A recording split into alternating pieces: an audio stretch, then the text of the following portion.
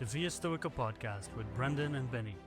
Powered by viastoica.com, your home for coaching, workshops, quotes, and Stoic content that inspires.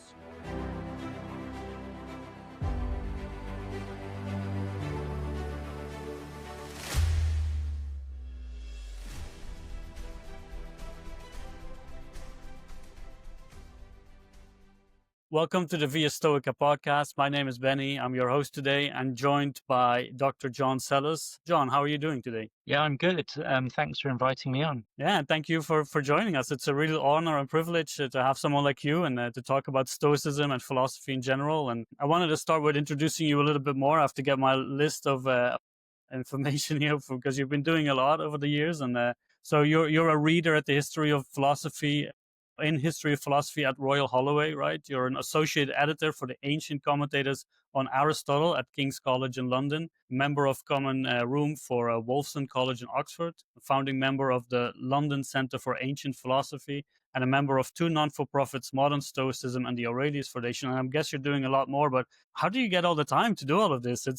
There's a lot of things there, right? Yeah, I mean, there are times when some dominate more than others, and everything else kind of falls into the background. So it's not as if everything's happening all at once. So yeah, it's a question of prioritizing different things when they get busy. Okay, and what is your main focus now? Because as we're going to talk today about your book on Stoicism that you made a reversed version for, and you edited the Cambridge companion to Marcus Aurelius. What are the things that you're focusing on right now? I mean, literally right now, I'm writing a short book which is going to be dealing with lots of common myths and objections about Stoicism. So the idea that Stoicism encourages people to become completely emotionless and unfeeling, or Stoicism leads to political apathy and indifference, or Stoicism really appeals to men rather than women, and there's some kind of sort of inherent sexism in it, and so on. And that last point is interesting because as I've been talking to more people in the Stoic community,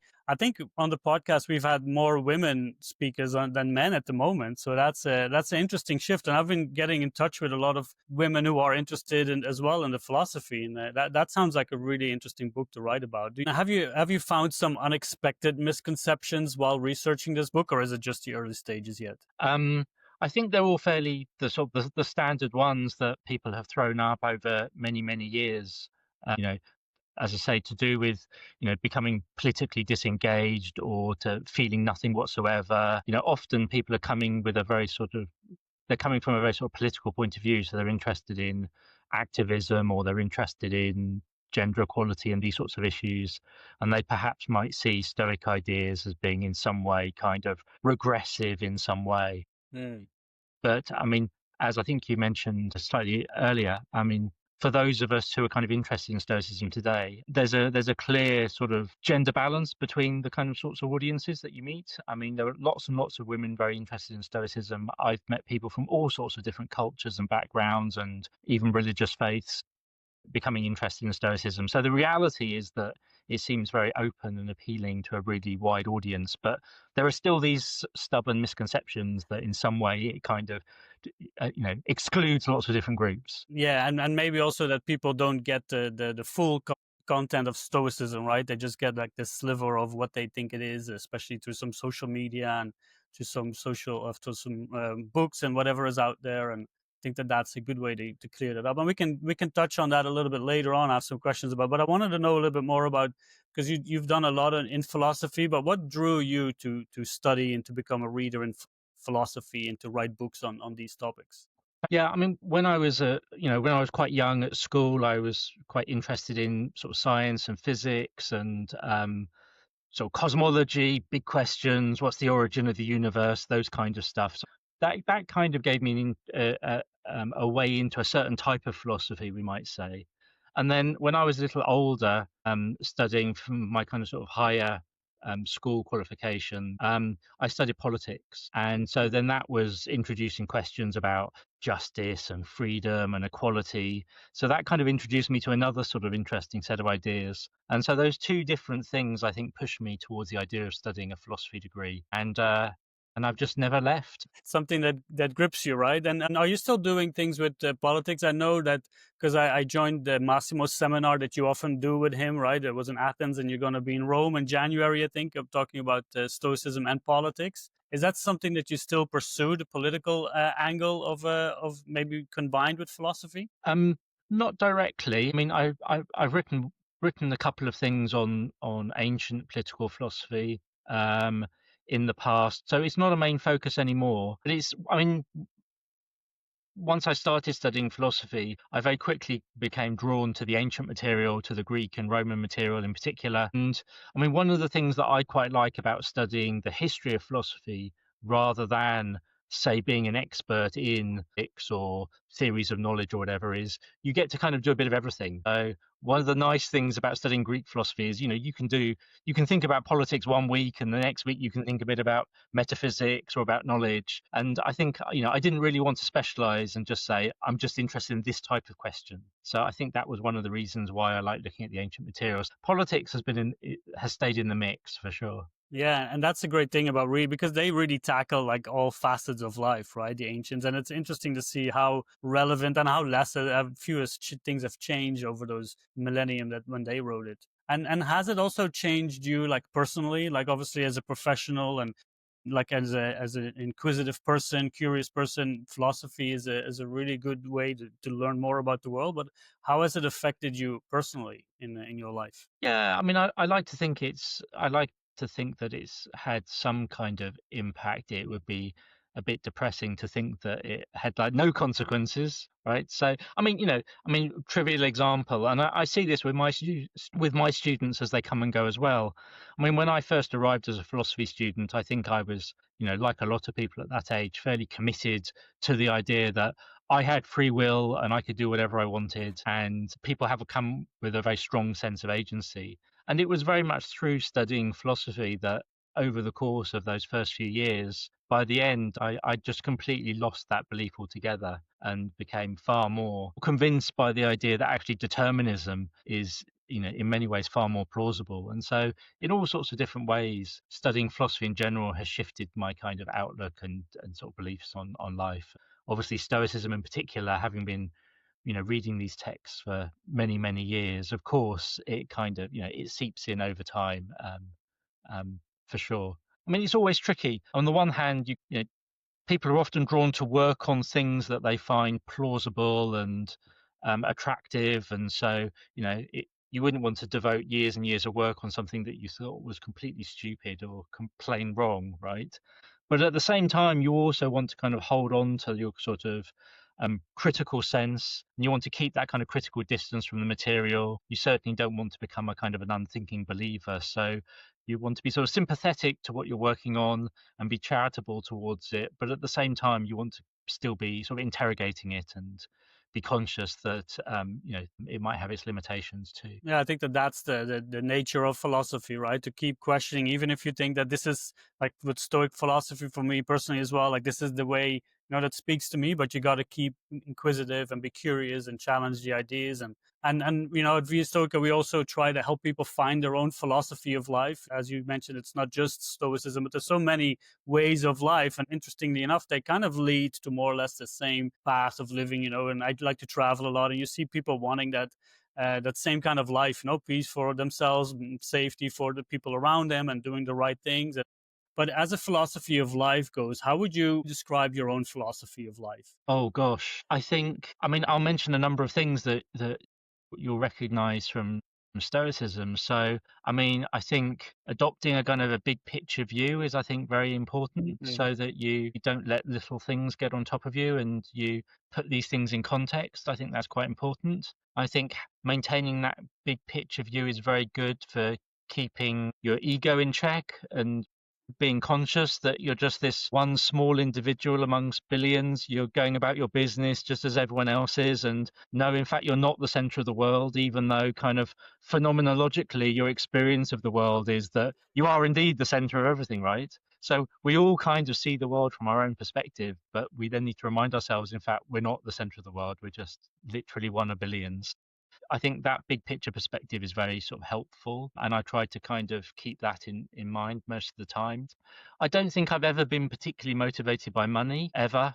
I mean, that wasn't a philosophical choice. I think that's just a temperamental thing. So I've never really looked for a big career or finding ways to be able to, make money. Just as long as I've got enough to sort of get by, then that's only ever been the ambition. And I've never been particularly ambitious either, I would say either. I've tended to focus on what are the activities that I enjoy doing, and can I kind of find a way to set things up so that I can keep doing those activities, if that makes sense, right?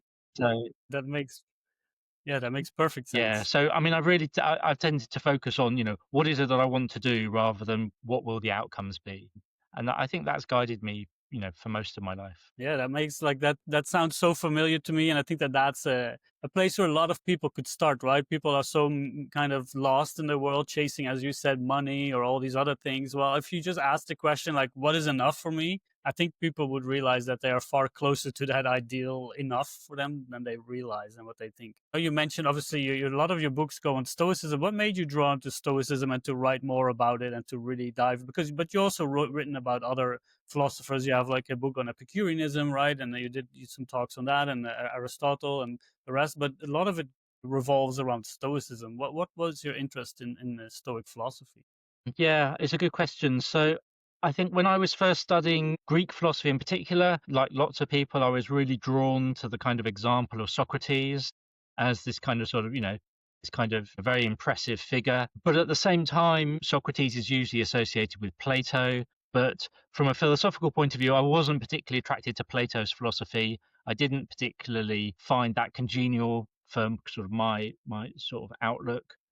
And then I came across these references that there were these other guys out there, and they were called the Stoics, and they thought that they were followers of Socrates, but they were following Socrates, drawing on a very different kind of philosophical set of points of reference, right? So they're materialists rather than idealists, they're empiricists rather than rationalists, to use the kind of sort of, the sort of technical philosophical terms. And so it looked as if the Stoics kind of embodied a kind of a worldview that I felt more in tune with, but they were also picking up these ideas in Socrates about how to live a good life. I'd studied the 17th century philosophy Spinoza as part of my degree, and he had lots of interesting things to say about the emotions and rationality and about the problems with emotions. And then I read these things that told me, well, he was just really repeating all these Stoic ideas, and those ideas, in fact, were with the Stoics. And so, lots of different things kept on pointing me in that direction. I'd picked up Marcus Aurelius at a young age,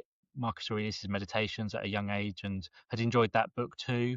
And it's one of those books that lots of people can read without even knowing that he was a Stoic or that there's this complex Stoic philosophy in the background, right?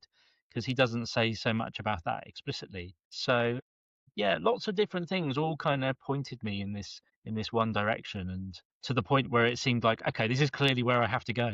Yeah, and you made it. Sure, I love the book Stoicism, and I have got all your other books on my reading list. There's so much to read, and I only have one little mind to try to put it all in.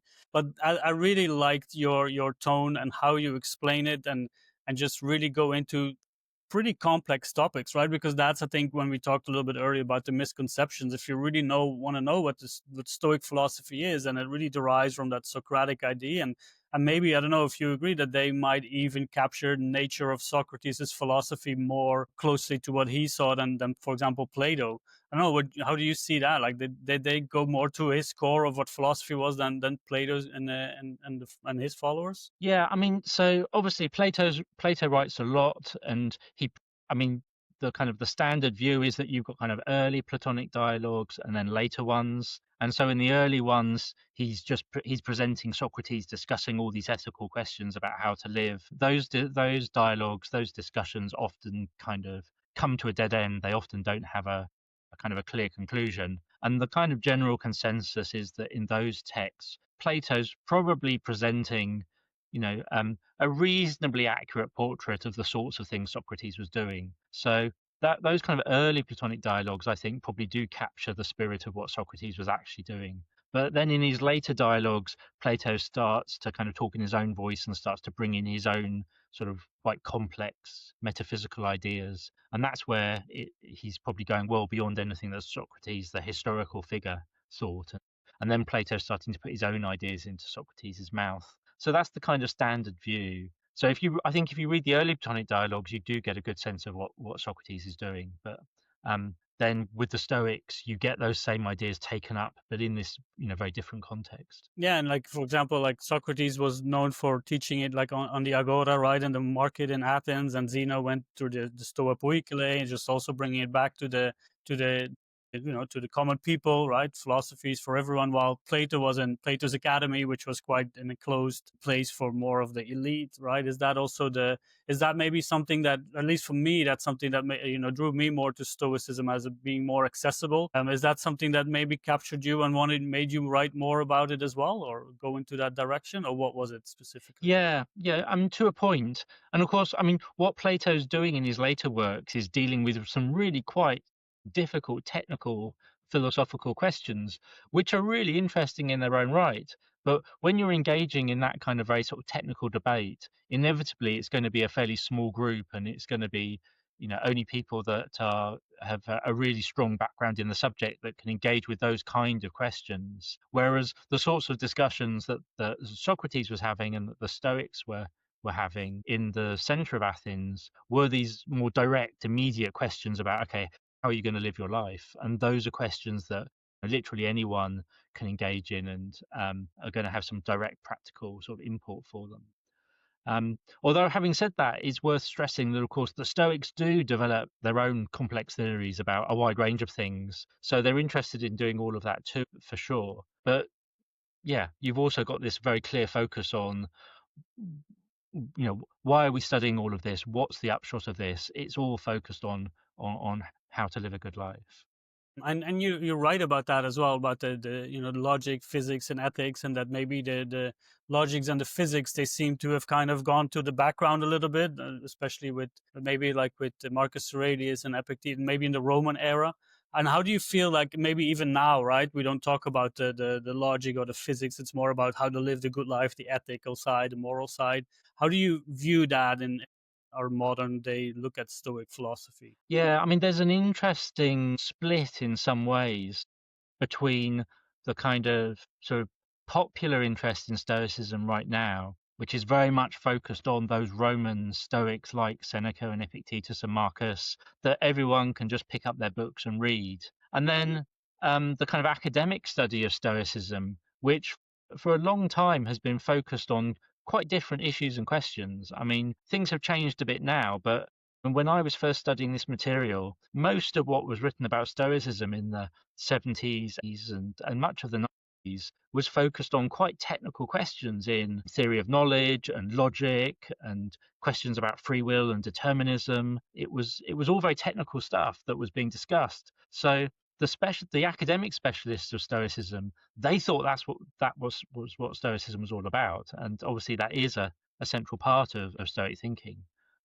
Whereas now, in the popular kind of discourse, Stoicism is all about how to live, and those technical issues have fallen to one side. And so I think the key is to bring those two things together. When I wrote my Stoicism book that you mentioned, I mean, one of the things that was conceived very much as a kind of an academic book. I mean, there's an old saying, which is the only reason to write a book is to write the book that doesn't exist and that you wish existed, right? And so I was effectively writing the introduction to Stoicism that I wished had existed 10 years earlier when I was first studying, because there was no single book like that set it all out.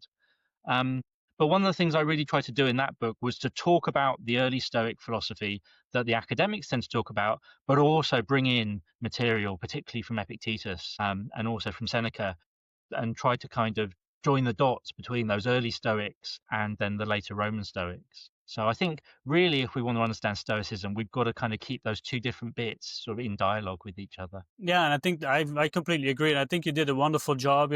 I don't have to wish that the book like this existed, because it's here, and that's why I think when I read your book, it was really like really bridging that gap between. I'm not sure if this is the first book you pick up when you start in Stoicism, it might be a little bit full on, But if you like in a little bit further on in your journey, it does give that deeper introspection, and just because then you need to be a little bit more familiar with some of the terminology and some of the aspects of the philosophy. I really think you made it so accessible and still like academically profound that it, because I agree to kind of know the philosophy and try to adapt it, of apply it to your life, you do need to know all these other aspects. Otherwise it becomes this really super, and that's where a lot of the popular, the quick fix kind of self-help tricks, they fall flat, and going deeper where you really need to do that work. And I think you did a really good job, and you made some revisions there as well about the book. Did you change a lot, and why did you feel it was now time to make some revisions and to revisit it? Yeah, I mean, it's been a good 20 years since I wrote it. So, I mean, I like to think that, hopefully I've learned something new over those last 20 years and maybe improved my understanding of some of the issues. And I mean, there were a few points where I thought that it definitely needed updating, where my own understanding of certain issues I thought had improved, and I wanted to bring it up to date. And there were a couple of sections in the book that I was conscious I'd done in a fairly hasty manner, and it would be good to revisit those and improve them. So it's not massively changed. The core of the book, the center of the book, it was sort of well received. So, I didn't want to change it to the point of breaking it. But the first chapter and the last chapter in particular, I felt could be improved quite a bit. So I rewrote some sections there. And I made a few minor updates along the way, certain claims that I no longer agreed with, updating some bits and pieces of terminology. So yeah, it's not it's not completely radically changed, but I feel that it's now up to date, and I feel kind of more comfortable recommending it to people now, whereas maybe a year or two ago I would have said, well, yeah, it's okay, but I'm not sure if I agree with every single sentence in the book anymore. So I'm now confident that I can sort of stand by it. Yeah, and I think that also shows, as you mentioned, to always stay kind of critical and like question yourself, and it shows what the Stoics talk about, that we're all on this journey, and even the knowledge that we keep learning, and that's the beauty of philosophy, right? When you are in, for example, conversations with you and reading your books and having all this other. I just read the Stoicism and Emotion, and that just by Margaret Haver, and that blew my mind on the emotional aspect, and you talk about that as well.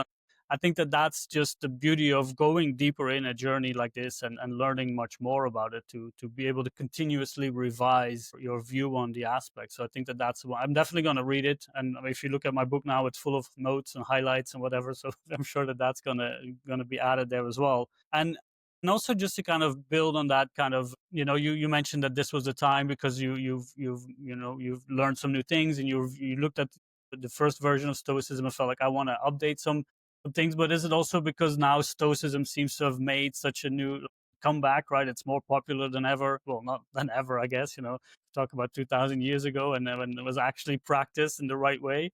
But is that also play part? And why do you think it has made such a popular comeback in these days? Well, I mean, the real practical reason behind it was that the publisher asked me if I would write a new short introduction to Stoicism, precisely because there was all of this interest. And I said, well, actually, I've already written that book, and it's on your list, so I'm not inclined to write another one. And so they said, well, perhaps the other option would be to update that book then that's already on your list, so that it's fresh and we can kind of relaunch it. And yeah, I was very happy with that suggestion. That's how that came about. It was their idea rather than mine, but it was a good one. I mean, as for why Stoicism has been so popular in recent years, I mean, obviously that's a question that gets asked a lot, and it's incredibly difficult to say for sure. I mean, I think so many different people have discovered it and are coming at it for very different reasons. I mean, I should ask you, right? How did you get interested in Stoicism? What drew you to it? I mean, you know, those of us who are involved in, say, the organization Modern Stoicism, we get asked this question again and again. And we keep saying, well, we should be asking that question of everyone else, right? Why are you coming to us so that we can find it? Yeah.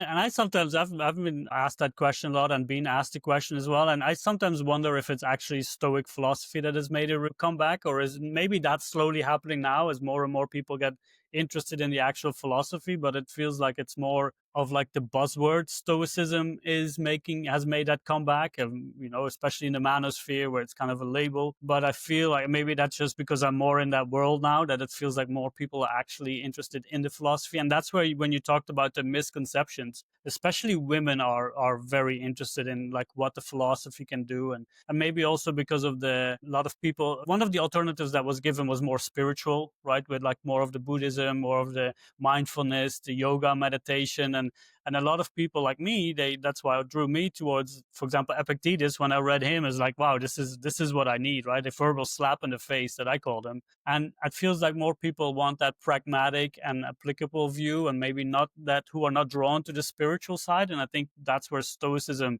gives a nice alternative. And that's where a lot of women that I speak to, it's like, wow, this is actually a philosophy that is positive, that is really uplifting. It's kindness and compassion, and that's the side that a lot of men miss, in my opinion. So that's why the revival of Stoicism, is it really Stoicism that is making revival, or is it just the popular use of the term and the phrasing around and the quotes, right? Yeah, I mean, I think lots of people are taking what they find useful from it. And I mean, as you've Yeah. just mentioned, you've got an incredibly diverse range of different people that are finding something that they can take away from it, right? It could be the tough guy in the gym who's interested in resilience and fortitude. It could be someone interested in Buddhism and meditation who's interested in benevolence and some kind of sense of connection with nature. It could be someone really struggling with mental health issues or anger management who's just looking for some kind of psychotherapy. So it can appeal to these very diverse groups. I think that's one of the things that's quite interesting and quite striking about it. And I mean, one topic that's often raised in this context relates to the kind of decline of organized religion. And I think that depends where you're coming from, right? Because organized religion is far from over, and depending on where you live in the world, it can still be a very strong and powerful force. But if people don't feel that they've really got a strong religious affiliation, then they're kind of lacking the sort of ethical guidance and belief framework that religion used to offer. And without that, what are they left with? They're kind of left with late capitalism, which tells them buy more stuff, it will make you happy. And you reach a certain age and you realize that in fact buying lots of stuff isn't going to make you happy. And not only that, it's going to destroy the planet in the process. So that clearly can't be the answer, right? So people are looking for some kind of framework that they can use to help structure their lives. And it could be people who are quite sort of, atheistic and not interested in religion at all. But equally, I've met dozens of people who are strongly interested in Stoicism, while at the same time being committed Catholics or Muslims or Sikhs or Buddhists. So it also seems to have that flexibility that people feel that they can draw on Stoic ideas in combination with a range of different faiths, or with none. Yeah, those are really interesting points. And maybe the true modern religion is capitalism, that we're all just being forced down our throats and having to buy things. And I think that's also, when we talked earlier about, what is your enough, then that kind of frees you up from all of that following. And there's a sense of community. Is like, oh, look at what I have, and the comparison there. But that's where Stoicism, what modern Stoicism does, and other communities, they bring back the kind of community sense of a philosophy. And that's something that helped me a lot in going in this journey, meeting different people, and now more in personal as well, because a lot of it is online. So I think that's a really good thing. And especially, like, again, your work and what you do with your lectures and with Massimo in real life, that I really enjoyed. I'm very, sorry that I can't make it in January. I would have loved to be there, but next time, that's also life, right? As you said, we can't control everything. It's deterministic. Fate has decided it for this time. But no, I really like that. How we view that. And you talked a little bit about the misconceptions, right? And as we talk about the manosphere and how people kind of use it, are there some kind of dangers that you see when people really get the philosophy wrong, or is that not really possible? Like, how do you view that? I mean, I suppose, I mean, it's not so much a danger for those individuals, although they may end up with some unhelpful beliefs that don't serve them well and aren't healthy for the people around them. But I suppose the bigger, wider concern is that those misrepresentations create a kind of distorted image of Stoicism that might put lots of other people off. And those other people could actually really benefit from Stoic ideas. But if they constantly hear that it's, just about repressing your emotions or becoming completely indifferent to everything that goes on around you and becoming quite selfish in a way, then that could put people off when in fact it could be something that could help them. So I think that's the kind of the bigger concern. So that's why the misconceptions, I think, are really problematic. Yeah, and that's why I'm looking forward to the new book you mentioned. That's on its way, hopefully soon, and I'll definitely be able to promote that as much as I can, because it's important, right? As you said, it's not as much about what you're doing to yourself, but also the example and the influence that you have on the people around you. Maybe not giving them the option to follow, to open their minds to something new. And if you were to meet someone who didn't know about Stoicism, how would you describe the philosophy? What is Stoicism to you, and how would you describe that? So yeah, I suppose the core idea is that our happiness and well-being is depend upon our inner frame of mind, our character, and the way we think about things. And if we have the right frame of mind, then we're going to be able to navigate all of the different situations that we face in life, whether good or bad, more effectively.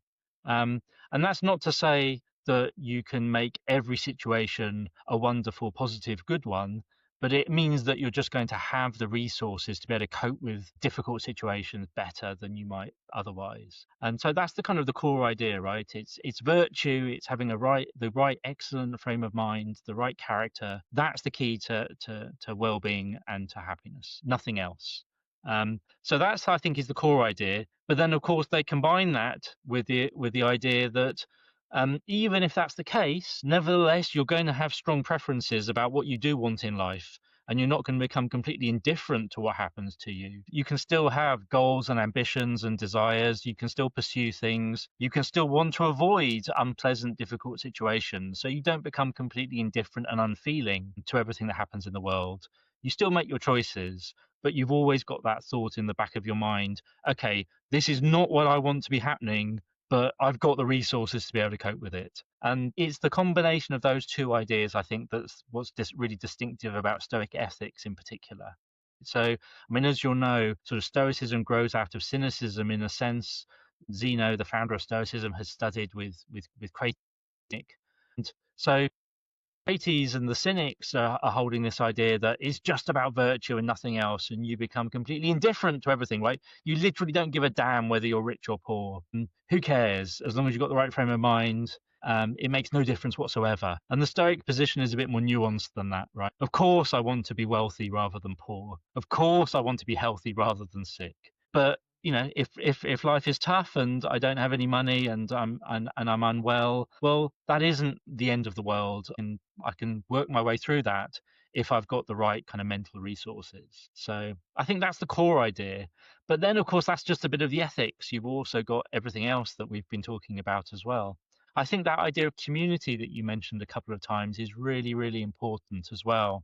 And this comes through really strongly in Marcus Aurelius in particular, I think. So that sense that we're part of something larger than ourselves, we're parts of nature, we're intimately connected with nature. Our well-being depends on the well-being of nature as a whole. And our well-being depends on the well-being of other people us and that support us in various ways. We're born into communities and we depend on those communities. And I think that that's also really valuable.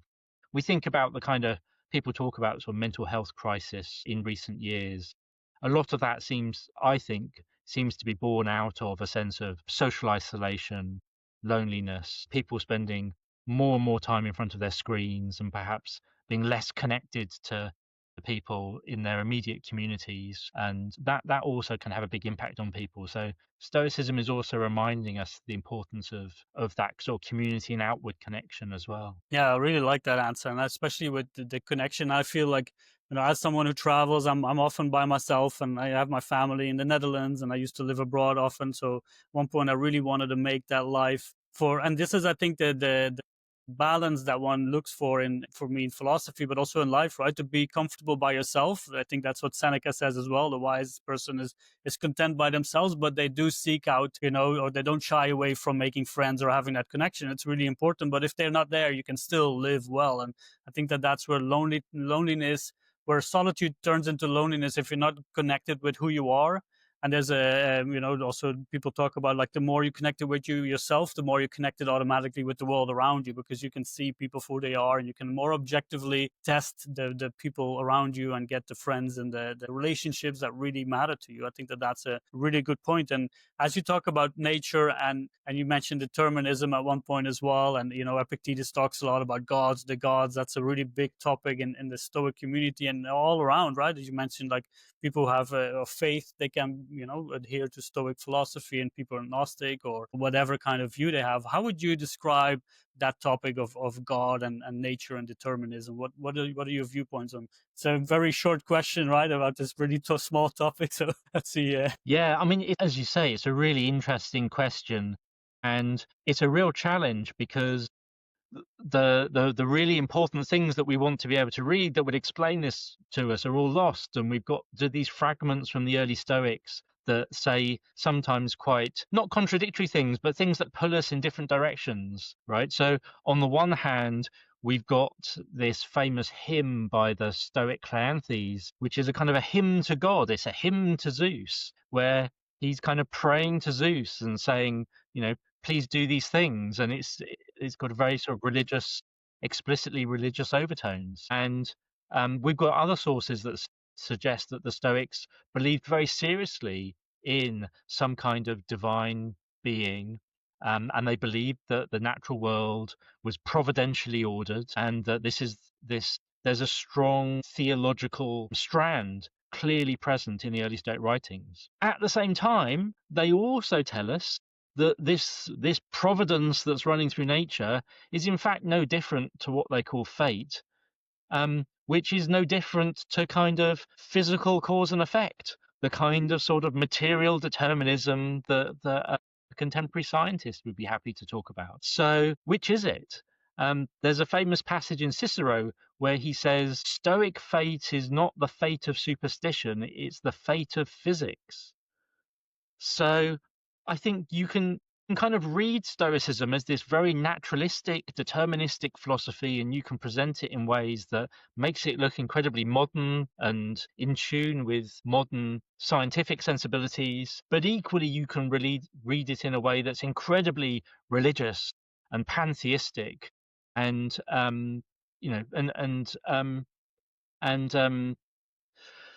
and takes the idea of God incredibly seriously. So I don't have a neat answer for you. All I'm going to say is that both of those things are there in the ancient sources. And how do we make sense of that? And I think in practice, what's happened is that people will kind of focus more on the bits that are more in tune with their existing beliefs.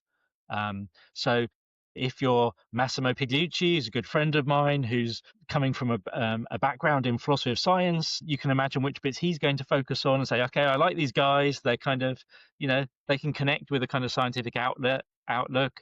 And that's definitely there. There's no distortion going on his part. But equally, we have this long tradition throughout the Middle Ages and the Renaissance and the early modern period, where you've got devoted Christians reading Stoic sources, and they're seeing all this talk about God and providence, and they're saying, I like these guys. I can see that there are clear connections with the sorts of things that I already believe. So again, you've got this flexibility that we've mentioned already in Stoicism that means it can appeal to a really wide audience. Yeah, I love that, and especially the fact that, and I guess that's where everybody takes not and I, we have the Heraclitus quote from, like, you can't step in the same river twice, but I think that also goes for books. You can't read the same book twice, because, and even like if you're a different person, you always pick on different things from it, and that goes for the philosophy as well. And that's why I think philosophy in general is so powerful, because you can really mold it to who you are as a person, as long as I think it's important to keep in mind those key factors and key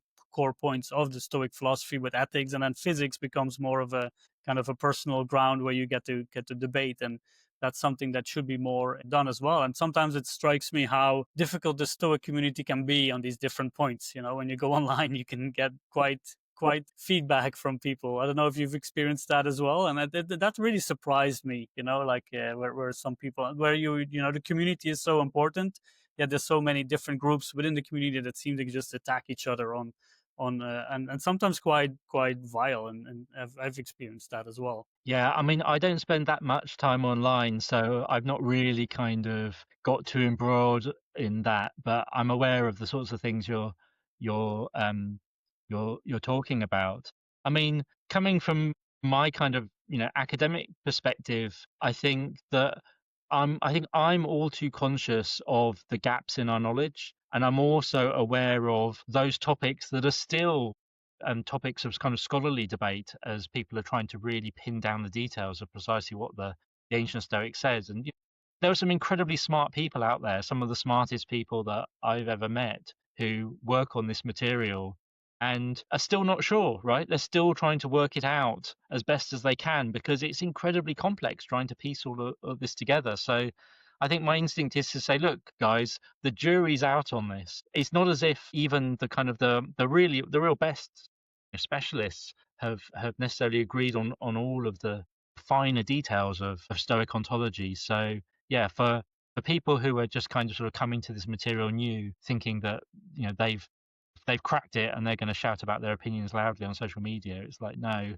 it's going to take a bit longer than that, I'm afraid. So maybe let's all kind of suspend judgment a little bit before jumping to sort of strong conclusions either way. Well, for me, it was a good part of my personal journey because I was always struggling with critique. So I figured, where best to find critique than share some of my views and go online, and it really helped me in my personal journey. And before we go to the companion Cambridge companion to Marcus Aurelius, I had one really interesting point from Stoicism, which you made, and I wanted to maybe that's something that was in the revision as well. But you mentioned that first you mentioned earlier that we have lost a lot of the ancient texts like Chrysippus and them. In your book, you mentioned somewhere that Epictetus might be the reason why we have lost those texts. Can you share a little bit more about that, or how is your view now on that? Yeah, well, it's funny you should say that because that's one of the sections that I've dropped for the revised edition. So yeah, I mean, I suppose what I was saying back then in the original version of the book was that you know Epictetus, as we've got him in the discourses, places great stress on the importance of putting philosophy into practice, right? Philosophy is this guide to how to live. It's no good just talking the talk. You've got to walk the walk. It's no good studying Chrysippus in great detail if you can't live up to the ideas. Epictetus is hugely popular in the 2nd, 3rd centuries AD. And we've got lots of bits of evidence to suggest that he was really widely read. And so what I kind of sort of idly speculated was, well, if that idea was really prominent in that period, which is precisely the time that the kind of works of the early Stoics start to kind of fall out of circulation, it seems, then maybe people were kind of taking Epictetus a bit too literally or a bit too seriously and not really paying attention to Stoic texts anymore. And maybe that's why they fell out of favor. But that was idle speculation on my part, and with hindsight, I've decided perhaps best to put that to one side. So that's been retired, I'm afraid. I'm glad I'm glad I read it there, and I understand that it's idle speculation, but for me it was really interesting, kind of to look at things from a different angle. I think that's why it was a really interesting example of how you can view from the same philosophy and the same person like Epictetus, and then say, oh, he might have had this impact, right? And I think that was very interesting as well to read. But and again, I love the book, and I'm definitely going to go read the revision about it as well. But you also now have published a Cambridge Companion to Marcus Aurelius, and you edited, right? And you've written more about Marcus Aurelius.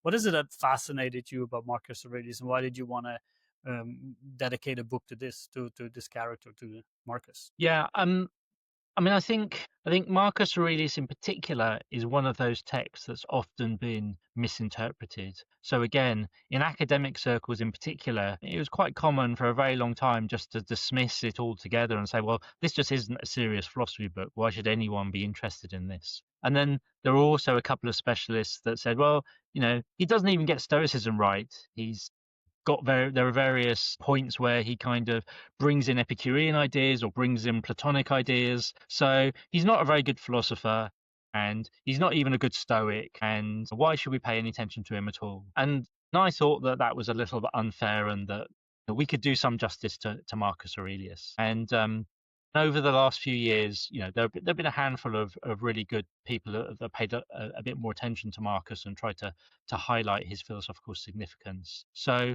really, the main aim was to try to show the depth of Marcus's thinking, or the depth of the ideas that underpin the Meditations. I mean, as I mentioned earlier, someone with no background in ancient philosophy can pick up the Meditations and read it and find interesting things in it.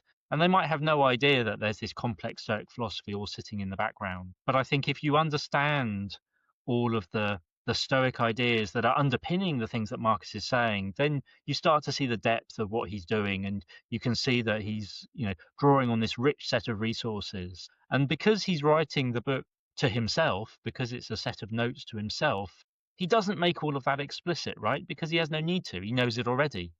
I mean, what we're doing in the companion, which is, again, is written by a dozen people who've all written different chapters, is really kind of bring out the philosophy that's standing behind his ideas, and unpacking what's standing in the background. And so hopefully people can really see the kind of the depth of what's going on in the Meditations.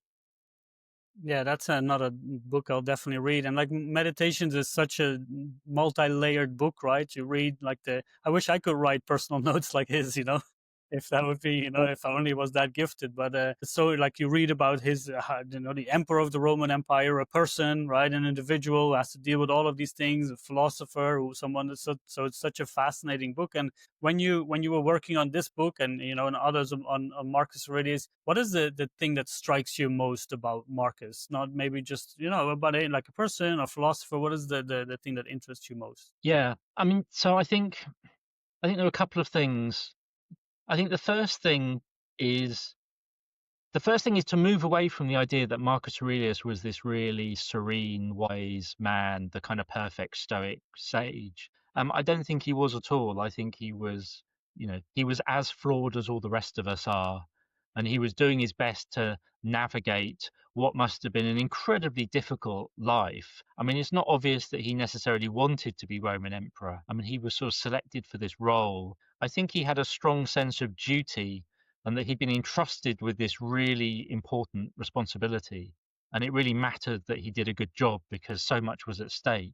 So I think he was kind of doing this. He was in this role as emperor, out of a sense of duty, trying to do the right thing. And I think that it's kind of important to sort of bear that in mind. He's navigating a very difficult situation. I mean, he's not a perfect individual at all. And so often these notes are him kind of reflecting on the sorts of challenges that he's encountering in daily life as being emperor. And the other thing I think is really worth stressing is that there are certain topics that crop up again and again in the Meditations, right? These are the topics I think that he had issues with himself. So he's reflecting a lot about death, presumably because it was something that was on his mind a lot. And he also reflects a lot about how to deal with difficult people, presumably because he really struggled dealing with other people, right? And you can imagine in that role, right? He's constantly dealing with people all the time, and often very difficult people, sometimes in very complex political situations. He clearly struggled with that, which is why he's constantly reminding himself in his notes about, remember, right? This person isn't an asshole because they chose to be. They're like that because, that's just, who they are and where they've come from. Remind yourself of this. So, yeah, he's reflecting on the challenges in his own life. So I think if we can approach Marcus as this sort of imperfect person in a very difficult job, struggling with real challenges, I think we kind of get closer to kind of who he was about.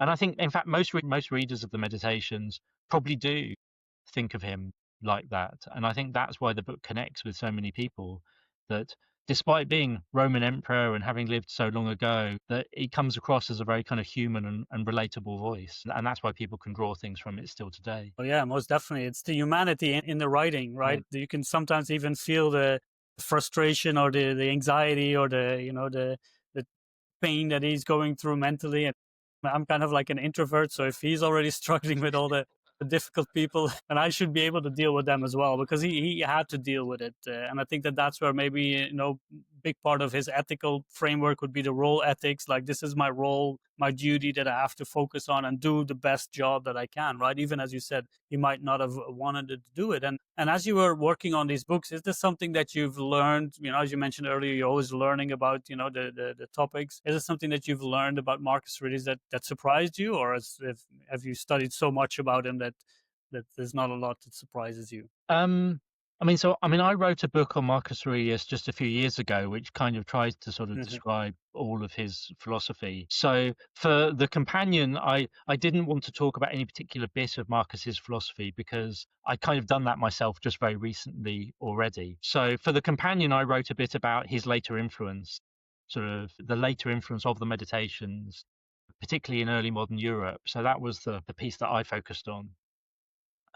In terms of what I learned from doing that book in particular, there were lots of bits where people fleshed out certain details, and that was helpful for me. One of the contributors, Eula Wildberger, has an interesting piece where she's highly critical of Marcus Aurelius when thinking about politics, and she puts side by side the things that Marcus says about politics and community in the Meditations, and compares it with what he actually did as emperor, right?